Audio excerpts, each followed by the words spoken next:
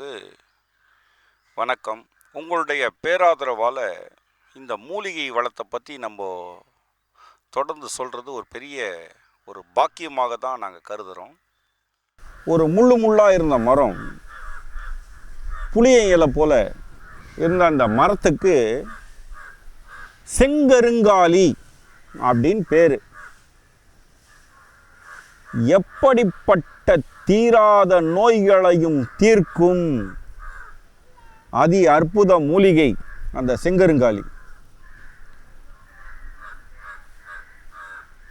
பொதுவாக நோய்கள் ஏன் வருது, இந்த மரத்தை ஏன் நம்ம பார்க்கணும் அப்படின்னும் பொழுது, நீங்கள் எதுலேயுமே ஒரு பூரணத்துவத்தை அடைய முடியாது. ஒரு காட்டுக்கு போனால் அங்கே மரங்கள் இருந்தால் மட்டுமே அது காடாக இருக்க முடியும். இல்லைன்னா அது உங்களுக்கு தெரியாத ஒன்றும் இல்லை, நான் சொல்ல வேண்டியதும் இல்லை. அப்போது ஒரு மூலிகை என்பது காடுகளில் மட்டுமே கிடைக்கும் என்கின்ற நமது மாறா நம்பிக்கையின் வெளிப்பாடு. ஏன்னா சித்தர்குலம் பூரா காடுமேடுகளில் அலைந்தது, மலைகாடுகளை கடந்தது, மனித நேயத்தை வளர்த்தது, மனிதனை மனிதனாக்க துடித்தது. அதற்கு முக்கிய பங்கு வகித்தது எது எனும்போதும் மரங்களே.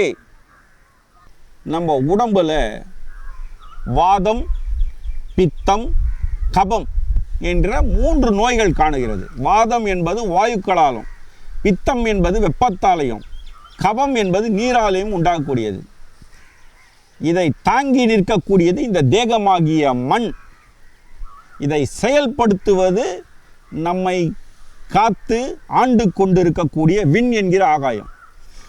இந்த 3ம் இந்த 2 படாதப்படுத்துகிற பாடு இல்லை. நினைவு என்பது ஆகாயமாக, மண் என்பது தேகமாக, நோய் என்பது வாதமாக, பித்தமாக, கபமாக இயங்க இந்த 5ம் கெடுமானால் உயிர்கொல்லி நோயான இரத்த புற்றுநோய் வரும். அப்போ கத்துறவங்களுக்கெல்லாம் இது வருமா அப்படின்னா, கத்துவதனுடைய எல்லையை தாண்டியவர்களுக்கு இரத்த சோகை உண்டாகும். அர்த்தமற்ற இடத்தில் அர்த்தமற்ற பேச்சு அனர்த்தத்தையே விளைவிக்கும். ஒருத்தர்கிட்ட நம்ம பேசும்பொழுது அவங்களுக்கு புரிகிற மாதிரி பேசுனா அவங்க நம்ம ஏற்றுக்குவாங்க. புரிஞ்சிக்கலைனாலும் புரிய வைக்கலாம். புரியாதையே பேசுனா அது பயனில்லாத போயிடும் இல்லையா? அப்போது எந்த இடத்துல சப்தத்தை அளவோடு கொடுக்கணும், எந்த இடத்துல எதை செய்யணுன்றது நமக்கு புரியணும். இது புரியாது போகும் பொழுது உண்டாகக்கூடிய நினைவின் தடுமாற்றம் உடலில் வாத, பித்த, கப நோய்களை உண்டாக்கி இரத்த அணுக்களை மாசடைய வைக்கிறது. இந்த மாசடைந்த இரத்த அணுக்கள் வயது முதிர்ச்சியின் காரணமாக, அனுபவம்னு சொல்கிறோமே, அதன் காரணமாக அமைதியாக இருப்பது போல் தோற்றம் அளிக்கிறதே தவிர இரத்த சோகையை உண்டாக்குகிறது. இன்றைய நாளில் எடுத்து பாருங்கள், இரத்த சோகை. பெரும்பாலான பாடகர்கள் இரத்த புற்றுநோயால், இரத்த சோகையால் அவதி உறுவது இயல்பாக நாம் காணலாம். நான் யாரையும் குறை சொல்லலை. பாடகரே இல்லாதவர்களுக்கும் இந்த நோய்கள் உண்டாகும். நினைவின் தடுமாற்றம் இவர்களை நிலை குலைய செய்ய உண்டாகக்கூடிய நோய்களில் முதன்மை இடம் வகிப்பது இரத்த புற்றுநோய். சரி, பிளட் கேன்சர் அதுக்கு பேர் இங்கிலீஷில். இது எப்படி நான் தப்பிச்சிக்கிறது? எனக்கு காப்பாற்ற வழி இல்லையா? நான் செத்து போயிடுவேனா அப்படின்னும் பொழுது, மற்றவர்களுடைய உணர்வை மதிக்க தெரியாத இடத்தில் நீயும் மறிக்கிறாய் என்பது பேருண்மையாக இருக்கு. இதை எப்படி தீர்த்துக்கலாம்? ஏதாவது வழி இருந்தால் சொல்லுங்கள் ஐயா. நாங்கள் தப்பு பண்ணமோ இல்லையோ, ஒரு புலி ஆடு கதை பலர் அறிந்த உண்மை இந்த இடத்துல குறிப்பிடுறேன். ஒரு ஆட்டுக்குட்டி நீரோடையில் தண்ணி குடிக்க வருது. எதிர்கரையில் ஒரு புலி இருக்குது. அந்த புலிக்கு பசி, இந்த ஆட்டுக்குட்டிக்கு தாகம்.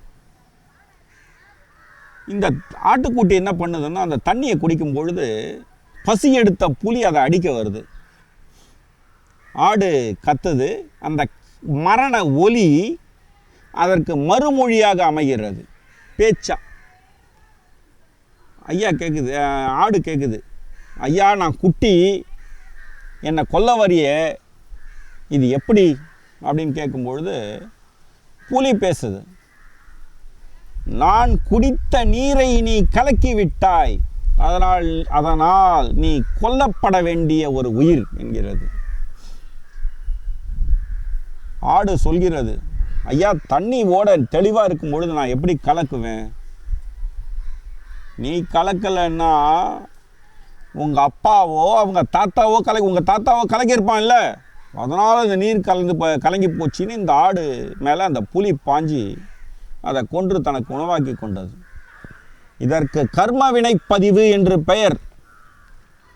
நாம் செய்யக்கூடிய நன்மை அல்லது தீமைகள் நமது வம்சத்தை வேறறுக்கும் என்பதற்காக இது போன்ற கதைகள் புனையப்பட்டிருக்கு. நீ செய்யக்கூடிய தவறுகள் உன் உடலில் வாத பித்த கப நோய்களாக மாறுமானால் உன்னுடைய வம்சத்துக்கு அது இந்த மாதிரி நோயை கொண்டு வந்து விடுவோம் அப்படின்றதும் உண்மை. இதற்காக தான் கடவுள் கொடுத்த பரிசு. நான் என்ன பாவம் பண்ணணும் தெரில, என் குழந்தைக்கு இரத்த புத்துநோய் வந்திருக்கு 10 வயசில் அல்லது 15 வயசில் 17 வயசில் 20 வயசுலன்னு பெற்றவர்கள் புலம்புகிறார்கள்.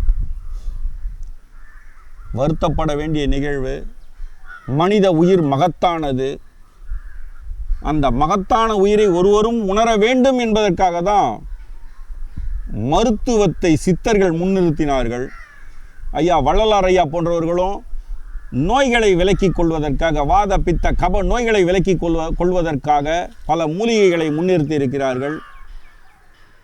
ஒன்றை வருமுன் தடுக்க வேண்டும் அல்லது வந்த பின்பு விலக்க வேண்டும். வருமுன் தடுப்பதற்கான வழி வீண் கூச்சல் இடாதீர்கள் என்பதை மௌனம் என்கிற போர்வையில் மகா ஞானிகள் நமக்கு உணர்த்துகின்றனர். வந்த பின்பு விலக்குவதை மருத்துவர்கள் அந்த மூலிகைகளை கொண்டு எவ்வாறு விலக்கிக் கொள்ள வேண்டும் என்பதையும் நமக்கு குறிப்பிட்டிருக்கிறார்கள். இப்படி உருவான நோய்களில் இரத்த சோகை அல்லது இரத்த புற்றுநோய் என்பது மிக முக்கிய பங்கு வகிக்கிறது. இந்த விஷயத்துக்கு இவ்வளவு தூரம் நான் விளக்க கொடுக்க வேண்டிய அவசியம் என்னன்றதுக்கு காரணம் என்னன்னா, நாம் செய்யக்கூடிய தவறுகள் நம்முடைய சந்ததிகளை பாதிப்படைய செய்துவிடக்கூடாது என்பதற்காக. ஆட்கொல்லி நோயான இரத்த புற்றுநோயால் அவதிப்படுபவர்களுக்கு இது தெரியும். அதனால் இந்த விஷயத்தெல்லாம் முன்னேற்கிறத சொன்ன தவறு பண்ணாதீங்க. பண்ண தவற எப்படி திருத்திக்கணும்னு சொல்லும்பொழுது இந்த இரத்த புற்றுநோயை விலக்குவது எப்படி என்கிற இந்த மூலிகைகளை இப்போ காட்டுறேன். மனிதன் இது போன்ற இயற்கை வளங்களை சீரழிக்க முயலும் போது நம்மை காப்பதற்கும் அந்த இயற்கை வளங்களே பாதுகாப்பை அளிக்கிறது என்பதை உணருவது இல்லை. இரத்த புற்றுநோயை பற்றி பேசிட்டு இருந்தோம். எப்படி ஐயா நாங்கள் விலக்கிக் கொள்வது? ஒரு தனவான், அதாவது பணக்காரர், தன்னுடைய 14 வயசு குழந்தைக்கு இந்த நோய் கண்டிருப்பதுக்காக 60 லட்சம் இதுவரையிலும் செலவு பண்ணியிருக்கார். அந்த பெண் குழந்தை என்ன பாவம் பண்ணுது? அந்த குழந்தையுடைய நோய் தீரலை. அவர்கிட்ட இருந்தது, முடிஞ்ச அளவுக்கு தான் குழந்தையை காப்பாற்ற முயற்சி செய்கிறாரு. இல்லாதவங்களுடைய நிலை, என்னால் 500 ரூபா கூட கொடுத்து மருந்து வாங்கக்கூடிய நிலையில் இல்லை அப்படின்றவங்களுக்கு இந்த மருந்தை எப்படி பயன்படுத்துவது என்பதை நாம் கூறுகிறோம். இதில் ஒரு விசேஷம் என்னன்னா, இந்த மருத்துவ கலை அழிந்துவிடக்கூடாது என தான் போன்றவர்கள் போராடுகிறார்கள். அதில் பெரும்பங்கு வகிப்பவர்கள் மலைக்காடுகள்லையும் கிராமங்கள்லையும் சென்னை போன்ற நகரங்கள்லேயும் இந்த மருத்துவத்துக்காக போராடி எவ்வளோ ஸ்ட்ரெயின் எடுக்கிறாங்க. காலில் ஒரு முள் ஏறுனா அந்த காலே எடுக்கக்கூடிய அளவுக்கு கூட கஷ்டம் இருக்குது. அப்படியெல்லாம் இருந்து இந்த நம்முடைய பாரம்பரிய கலையை காத்து வருகிறார்கள். அந்த வகையில் எங்களுடைய குருநாதர் பாலகிருஷ்ணன் ஏகாம்பர சுவாமிகள் மூலமாக இந்த கருத்துக்களை நாங்கள் வெளியிடுறோம். செங்கருங்காலி பார்த்தோம். முள்ளாக இருக்கக்கூடிய அந்த செங்கருங்காலியுடைய பட்டை செதுக்கி எடுத்துட்டு ஒரு சின்ன இந்த கை சைஸ் செதுக்கிக்கலாம், இல்லை இன்னும் கொஞ்சம் அதிகமாக கூட செதுக்கிக்கலாம். அந்த செங்கருங்காலியுடைய பட்டை நல்ல முத்துன மரம் சிகப்பாக மாறிடும். அதை கொண்டு வந்து தண்ணி பார்த்துருப்பீங்க. நம்ம தண்ணியில் கொதிக்க வச்சுட்டு அந்த பட்டையை இறக்கிட்டிங்கன்னா செக்கச்செவேர்னு மாறிடும், ரத்தம் போல். அந்த சாறை எடுத்து இந்த பாருங்க,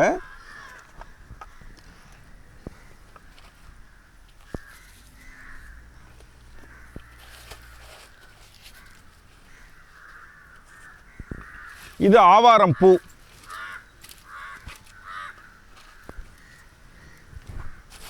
இந்த ஆவாரம் பூவை வந்து கொஞ்சம் ஃப்ரெஷ்ஷாக பறிச்சிக்கணும். இது இவ்வளோ காயக்கூடாது. அது ஒரு வார காய்ச்சல், புது பூ. இந்த பூவில் வந்து தங்கச்சத்து ஜாஸ்தி. எப்போவுமே தங்கச்சத்து உடைய இந்த பூ நம்முடைய உடம்புக்கு தேவையான அனைத்து சக்திகளையும் அளிக்க வல்லது. இன்றைக்கு சர்க்கரை நோயாளிகள் இந்த பூவை சாப்பிடுன்னு சொல்கிறாங்க. பல மருத்துவ குறிப்புகளில் இது அடங்கி இருக்கின்றதுனால அதை நம்ம மறுக்கிறதுக்கு இல்லை. இந்த ஆவாரம்பூவை எடுத்து கொதிக்க வைத்த செங்கருங்காலி பட்டையுடைய நீரில் கலந்துடணும், ஊற போட்டுடணும். இதை ஊற போட்டுட்டு திருப்பி வெயிலில் நல்லா காய வைக்கணும். இது மாதிரி ஒரு 3 முறை அந்த செங்கருங்காலி பட்டையை எடுத்து இந்த ஆவாரம்பூவை அதில் போட்டு ஊற வச்சிடணும். இந்த குச்சி இருக்குது பார்த்தீங்களா, இதெல்லாம் எடுத்துடணும். இதெல்லாம் வைக்கக்கூடாது, வெறும் பூ மட்டும் இருக்கணும். இந்த குச்சியெல்லாம் தேவைப்படாது. இதில் நம்ம அந்த ஃப்ரெஷ்ஷாக இது பண்ணதுனால அப்படி இருக்குது. இதை நாங்கள் வேறு விஷயத்துக்கு பயன்படுத்துன்றதுனால அப்படியே கொடுக்குறோம். இந்த பூவை மட்டும் இந்த பாருங்கள் இப்படி தனியாக எடுத்துக்கணும். இந்த குச்சியிலேருந்து பூவை மட்டும் எடுத்துடணும். இந்த குச்சி பயன்படாது. இந்த மாதிரி தனியாக உருகி இந்த பூ இப்படி தனியாக எடுத்துக்கணும், நிறைய எடுத்துக்கணும். இவ்வளோ பூக்கு மேலே எடுத்து செங்கருங்காலின்னு சொன்ன அந்த மரத்துடைய சாறில் ஊற வச்சு வெயிலில் காய வைக்கணும். 3 முறை காயும்போது இந்த பூ ரத்த கலரில் வந்துடும். அந்த பூவை நல்லா காய வச்சு எடுத்துட்டு அது கூட ஆகாச கருடன் கிழங்கு அப்படின்னு ஒன்று இருக்குது. கருடங்கிழங்குன்னு சொல்லுவாங்க. அதில் ஆகாச கருடன் கிழங்கு பெருத்து வளரக்கூடியது. நாட்டு கருடங்கிழங்கு சின்ன சின்னதாக இருக்கும், மணற்பாங்கான இடத்துங்களில் வளரும். ஆகாச கருடங்கிழங்கு வந்து மலைக்காடுகளில் கிடைக்கும். சாதா கருடங்கிழங்கு வயல்வெளியில் நம்ம வேணும்னா வளர்க்கலாம். இதில் ஆகாச கருடங்கிழங்கை நம்ம எடுத்துக்கிறதுன்றது ரொம்ப விசேஷ பலன் உடையது. இந்த ஆகாச கருடங்கிழங்கை 1 கிலோ இந்த செங்கருங்காலி சேர்த்த நீரில் ஊற வைத்த ஆவாரம்பூ கூட 1/2 கிலோ கருடங்கிழங்கு, ஆகாச கருடங்கிழங்கு ஒரு 1/2 கிலோ. அதே போல் சீத்தா பழத்தில் முள் சீத்தா அப்படின்னு ஒன்று இருக்குது. அந்த செடி ரொம்ப பேருக்கு தெரியாத ஒன்றா இருக்குது. ஆனால் இப்போ சமீப காலமாக அந்த முள் சீத்தா பற்றி நிறைய அவேர்னஸ் இருக்குது. அது வந்து அறுசுவைகளை கொண்டது.